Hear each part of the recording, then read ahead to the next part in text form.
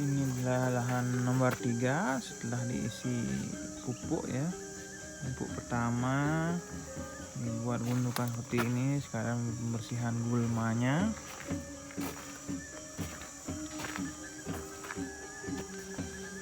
Di sini sudah banyak yang tumbuh, ada yang juga belum tumbuh.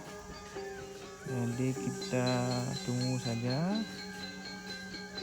Tidak perlu tergesa-gesa dan tidak sabaran.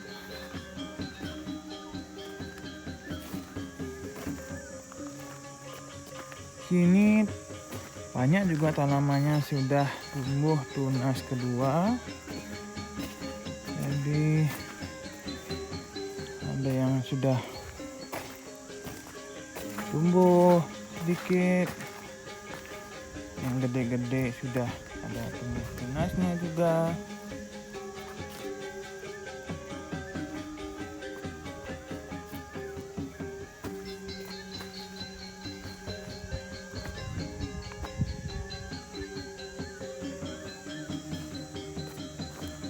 Nah, seperti yang ini sudah ada tumbuh tunas baru.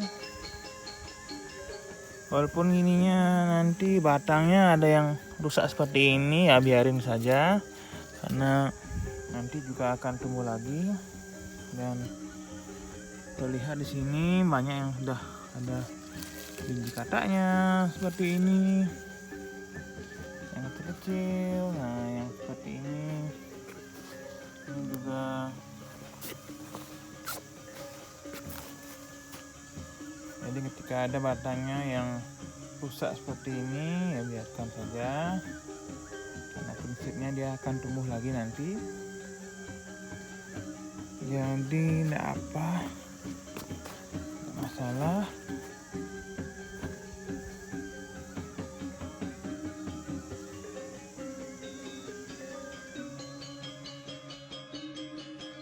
Ini adalah proses pemupukan untuk yang pertama, sekalian pembersihan gulmanya dan buat gudang biar tanahnya, karena di sini tanahnya miring, jadi biar tanahnya juga terkena banyak hujan yang cukup lebat, biar tidak hilang tanahnya dan bibitnya juga ikut longsor ke bawah. Jadi dibuatlah hujan seperti itu, jadi airnya biar lancar dan tidak mengganggu tanaman orang yang sudah ada yang ditanam. Ini lahannya masih ada kosong segini. Terlihat banyak ada, karena di sini komoditasnya semua adalah tanaman, lahan di sini semuanya ditanami salak. Jadi ya itu bisa kita lihat mana-mana ada salak. Ini lahan terpisah yang juga ditanami.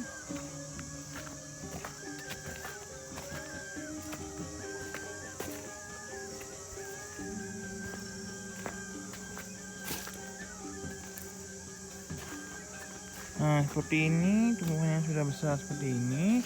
Kita lihat ini ada sekitar 1, 2, 3, 5, 6, 7, 8. Itu ada 8 yang bakal jadi biji katak. Nah, seperti ini ya, ada sekitar 3 yang sudah positif tumbuh, 4. Nah, seperti ini cukup banyak. Ada yang sudah besar, tapi ya masih dengan tanda mau lepas.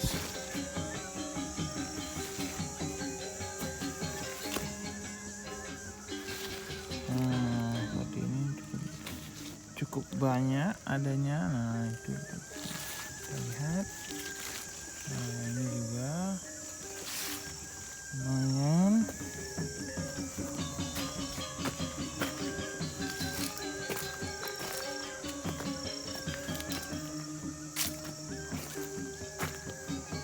ada yang rusak seperti ini ya biarkan saja, tidak masalah, nanti dia akan tumbuh lagi. Bibit ini kebanyakan berasal dari wilayah sini, jadi kita pindahkan dari tempat yang di hutan di bawah pohon bambu. Nah, kita pindahkan ke area yang di sini yang dimana lebih banyak mendapatkan sinar matahari. Jadi ini ceritanya dia belum beradaptasi dengan situasi yang baru. Jadi banyak yang kuning, banyak yang busuk, hancur. Nanti setelah dia tumbuh tunas keduanya, nah itu barulah dia sudah beradaptasi dengan wilayah yang baru.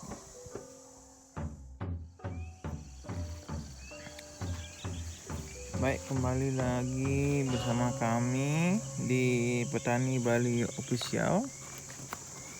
Saat ini saya berada di lahan 3, mana lahan ini luas 1 hektar 20 are. Saya ingin membagikan untuk pengetahuan dasar bagi petani pemula semua, yaitu apa yang harus diberikan atau pupuk yang harus dikasih pada pemupukan pertama pada saat penanaman. Berdasarkan penelitian yang saya baca kemarin adalah pupuk yang paling bagus sebagai pupuk dasar pada awal penanaman adalah menggunakan kotoran hewan. Kotoran hewan bisa dipilih dari sapi, kambing, ayam atau babi. Itu tergantung dari apa yang dipunya di wilayah masing-masing. Ada yang menggunakan kotoran sapi, yang menggunakan kotoran babi, kotoran kambing, kotoran ayam. Jadi apapun boleh, dengan takaran setengah kilo untuk masing-masing bibit itu. Nah, untuk membuat jarak dari PDF yang kemarin saya baca juga bahwa jika mengharapkan hasilnya itu dalam waktu 1 musim atau 1 tahun, boleh menggunakan jarak dengan takaran 30 kali 30 kali 30. Nah, di lahan 1, 2, dan 3 ini umumnya semua menggunakan jarak 30 kali 30 kali 30. Tapi kami kan tidak tahu bahwa risikonya adalah nanti ketika 2 tahun atau 2 musim nanti umbinya membesar akan mengambil ruang yang cukup luas. Jadi tapi ini untuk petani pemula ya bolehlah nanti sambil jalan dipelajari lagi. Nah, jika kita mengharapkan hasil itu dalam 2 tahun, harusnya menggunakan jarak adalah 45 kali 45 kali 45.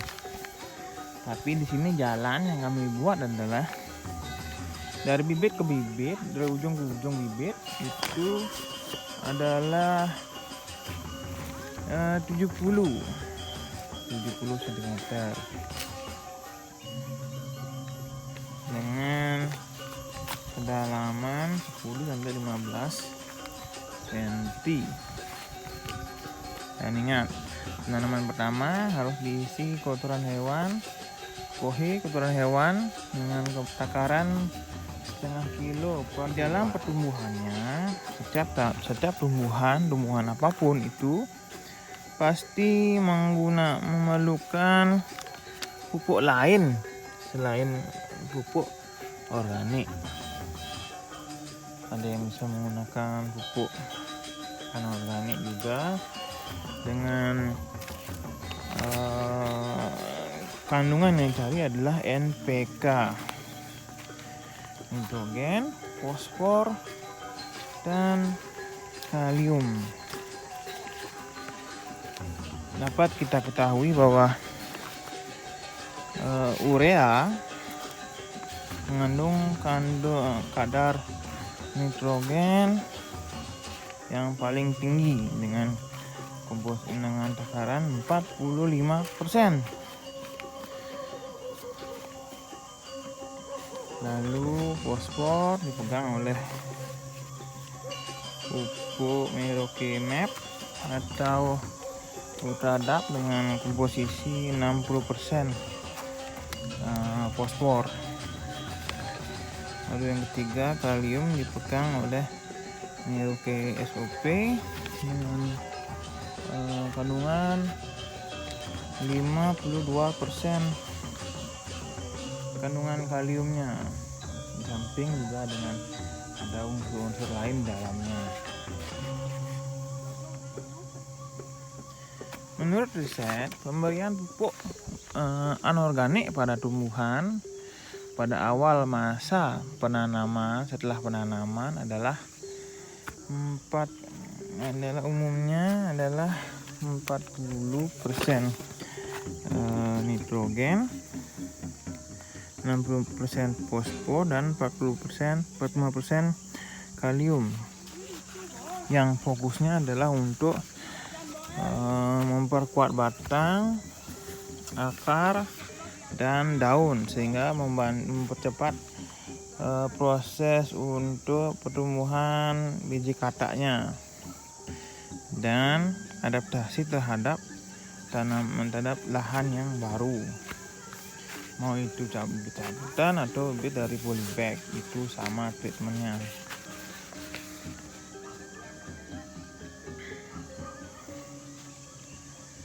Itu dilakukan setelah 45 hari setelah penanaman pertama dengan pemberian kotoran sapi. Setelah itu dilanjutkan dengan pupuk anorganik.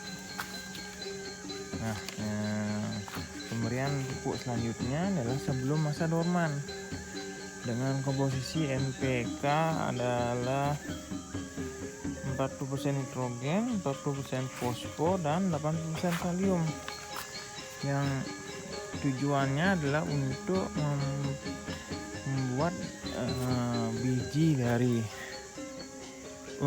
umbi dari porang ini lebih konsentrasi untuk bisa membesar dan dapat melindungi pada musim kemarau dan melindungi juga dari gangguan penyakit. Samping itu, kami juga menggunakan pupuk lain selain argon organik. Sebagai penyampurnya adalah menggunakan pupuk Organido dari NASA sebagai pencampurnya yang fungsi utamanya adalah sebagai nutrisi tambahan yang langsung terserap oleh tanaman porang itu sendiri. Jadi seperti orang minum susu jadinya. Jadi kan dia langsung terserap dan tidak ada endapannya. Utama dari nitrogen adalah untuk merupakan unsur hara makro dan mutlak yang dibutuhkan oleh tanaman. Kedua, merangsang pertumbuhan vegetatif, tumbuhan secara keseluruhan, khususnya pertumbuhan akar, batang, dan daun. Berperan dalam pembentukan zat hijau daun klorofil yang sangat penting untuk melakukan proses fotosintesis. Dan berperan dalam pembentukan protein lemak dan berbagai persenyawaan organik lainnya. Kemudian fosfor,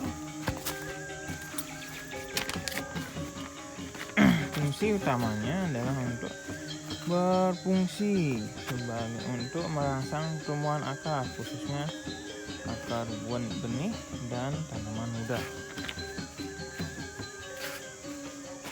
Merupakan bahan mentah untuk pertumbuhan sejumlah protein tertentu, membantu proses asimilasi dan pernapasan tanaman, dan mempercepat perkembangan dalam pemasakan biji dan buah. Kemudian yang terakhir, kalium, fungsinya adalah untuk berfungsi membantu pembentukan protein dan karbohidrat, memperkuat tanaman sehingga daun, bunga, dan buah tidak mudah rontok dan gugur. Dan yang paling penting adalah sebagai sumber daya tahan tanaman terhadap kekeringan dan penyakit. Jadi demikian informasinya untuk petani pemula untuk pemeliharaan dari tanaman pora. Ini bisa diaplikasikan. Panduannya adalah pupuk NPK, nitrogen, fosfor, dan kalium. Pada setelah musim tanam, 45 hari setelah itu dikasih komposisi 40, 60, 45. Kemudian sebelum masa dorman, sebelum berakhirnya masa hujan, musim hujan, dan memasuki musim kekeringan, nah itu diberikan pupuk NPK dengan komposisi 40, 40, 80. Bagi yang tidak tahu, bagi yang sudah tahu boleh diaplikasikan pada tanamannya. Baik, demikianlah informasinya, semoga bermanfaat dan bisa diaplikasikan sehingga nantinya tanamannya bisa berkembang dengan baik. Kunjungi